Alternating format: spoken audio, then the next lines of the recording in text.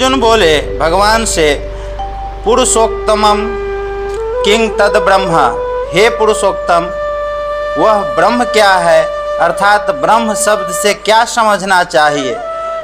किम अध्यात्मम, अध्यात्म शब्द से आपका क्या अभिप्राय है। किंग कर्मं, कर्म क्या है, अर्थात कर्म शब्द से आपका क्या भाव है।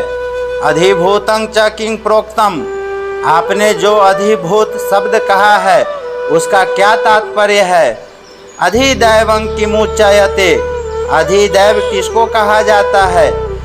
यदि यज्ञ कथं कोत्रः देहेसि मनः, इस प्रकरण में यदि यज्ञ शब्द से किसको लेना चाहिए, वह यदि यज्ञ इस देह में कैसे है।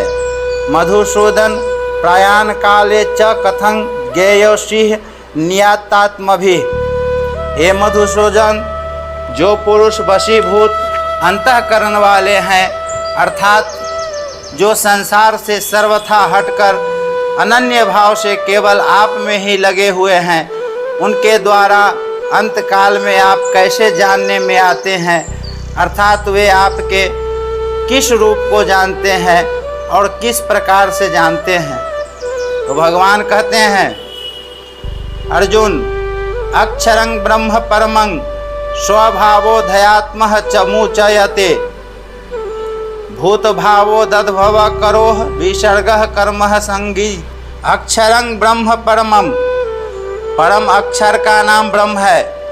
यद्यपि गीता में ब्रह्म शब्द प्रणम वेद प्रकृति आदि का वाचक भी आया है, तथापि यहाँ ब्रह्म शब्द के साथ परम और अक्षर विशेषण देने से यह शब्द सर्वोपरि सच्चिदानंद धन अविनाशी निर्गुण निराकार परमात्मा का वाचक है।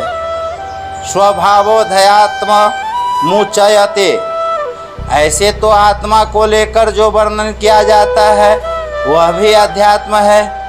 अध्यात्म मार्ग का जिसमें वर्णन हो वह मार्ग भी अध्यात्म है, और इस आत्मा की जो विद्या है उसका नाम भी अध्यात्म है। परंतु यहाँ स्वभाव विशेषण के साथ अध्यात्म शब्द आत्मा का अर्थात जीव के होनेपन का वाचक है। भूत भावो दद्भव करो विसर्गः कर्म संगितः, अस्थावर जंगम जितने भी प्राणी देखने में आते हैं उनका जो भाव अर्थात होनापन है, उस होनेपन को प्रकट करने के लिए जो विसर्ग अर्थात त्याग है उसको कर्म कहते हैं। महाप्रलय के समय प्रकृति की अक्रिय अवस्था मानी जाती है तथा महासर्ग के समय प्रकृति की सक्रिय अवस्था मानी जाती है। इस सक्रिय अवस्था का कारण भगवान का संकल्प है कि मैं एक ही बहुत रूपों से हो जाऊं। इसी संकल्प से सृष्टि की रचना होती है।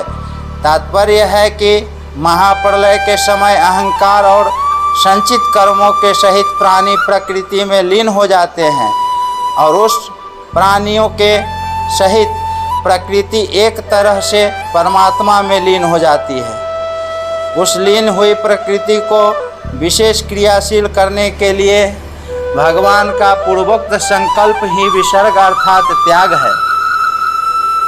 भगवान का यह संकल्प ही कर्मों का आरंभ है, जिससे प्राणियों की कर्म परंपरा चल पड़ती है। कारण कि महाप्रलय में प्राणियों के कर्म नहीं बनते, प्रत्युत उसमें प्राणियों की सुषुप्त अवस्था रहती है। महासर्ग के आदि से कर्म शुरू हो जाता है। परमात्मा के मूल प्रकृति का नाम महद ब्रह्म है।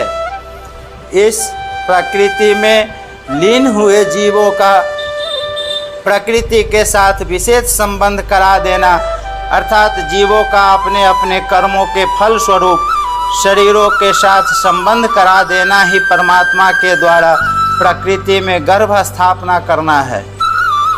उसमें भी अलग अलग योनियों में तरह तरह के जितने शरीर पैदा होते हैं, उन शरीरों की उत्पत्ति में प्रकृति हेतु है और उसमें जीव रूप से भगवान का अंश है।